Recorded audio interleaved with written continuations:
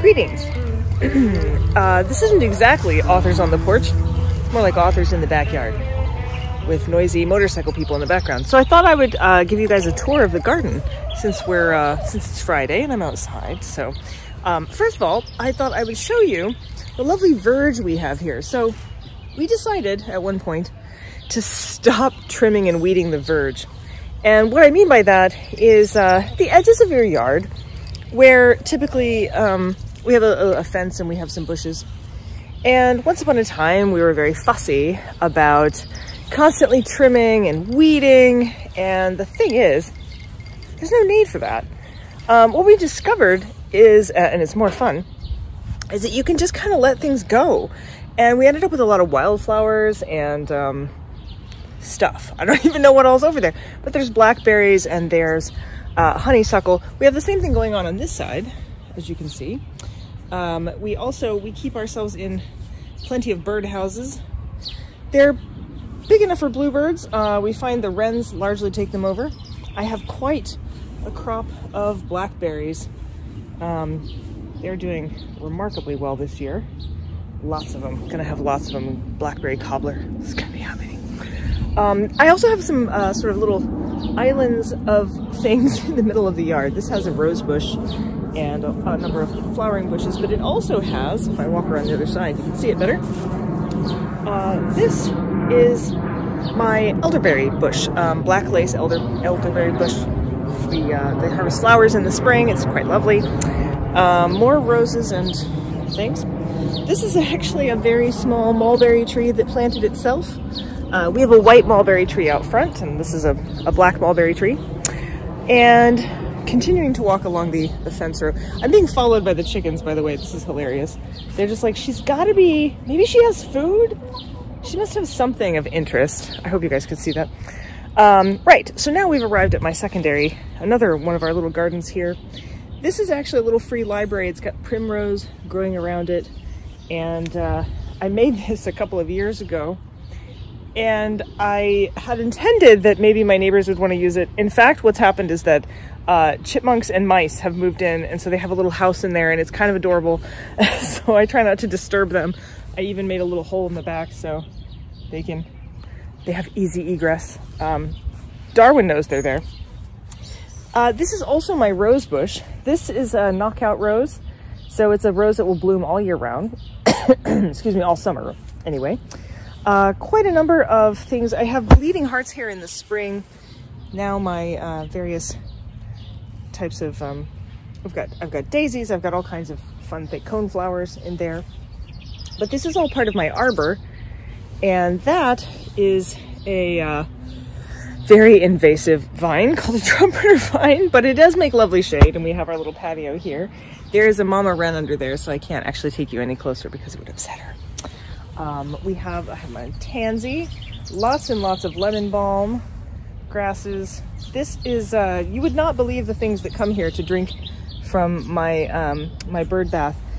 Deer, chipmunks, squirrels, bees, insects. We're getting to that. So my yard does continue on actually, that way. But this is the edge of the backyard, which is fenced in. Chicken coop. Chicken. Walking on this side now, we have some of my vegetables. These are my peas, my pea garden. It's actually really hard for me to tell if I'm showing you guys the things I say I'm showing you. I should have switched the camera around, but I didn't.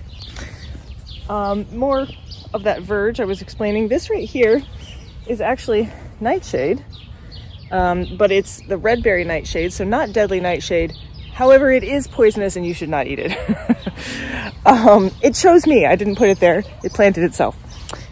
Here are my lovely peas, my lettuces, and my chard and other fun vegetable items. We do have a fence. The whole yard is fenced, but also the individual garden is fenced. And I've had to refortify a few things because we have baby rabbits who can fit through the holes of the big fence. So we've got my squash and peppers and tomatoes and garlic scapes, eggplants, all kinds of good stuff in there. I used to start things from seed. Then I realized that actually things grow just as well not started from seed. So why go through all that effort? Oh, back here, also along the other fence, I have a patio. Now I actually built this patio myself, by myself, over a 3-day weekend. So Mark was out of town once, and I decided I needed a patio, and I was much younger then, and so I pulled this off, and I don't recommend it. So that's that. This here is a trellis. We have some volunteer grapevines. Fun story about where I live, Euclid. Euclid used to be wine country here. There was a lot of grapes, and we believe that these are just old remnant, kind of rewilded grapes that have turned up. Oh, hello, wren. Sorry, the wren just is following me around now. Rewilded themselves. We have some more garlic. That is a yeah, that's a fire hydrant. There's a story behind that. I'll tell you sometime. We have some false indigo. There'll be wildflowers, a little path that leads back into the wilderness. That my yard had nothing in it, by the way. When I moved here, there was just grass to it. There's another fence back there.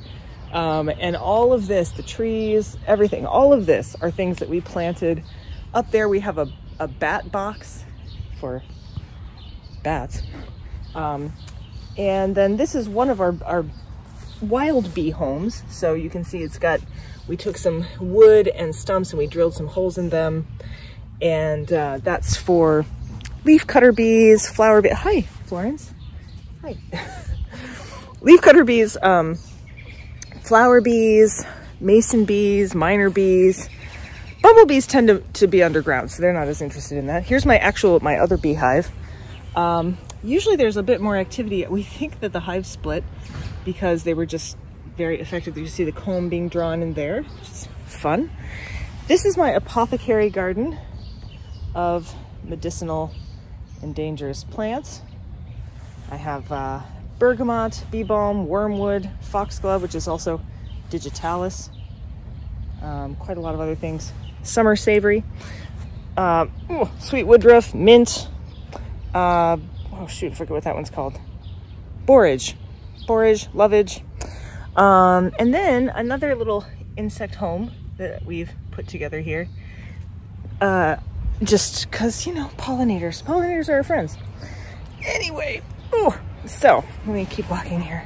Back over to I made a rhubarb shrub, which is a vinegar and sugar and various things that from my brother grows in his garden. My brother's also a forager, and shrub is a vinegar that is sugary. It's like a syrup, and you can add sparkling water to it, and it's lovely. And then I just sit out here and, you know, hang out. So welcome to my yard. Welcome to summer. It's the last day of Pride Month, but we will just keep being proud, as it turns out. And yeah, hope you're all well.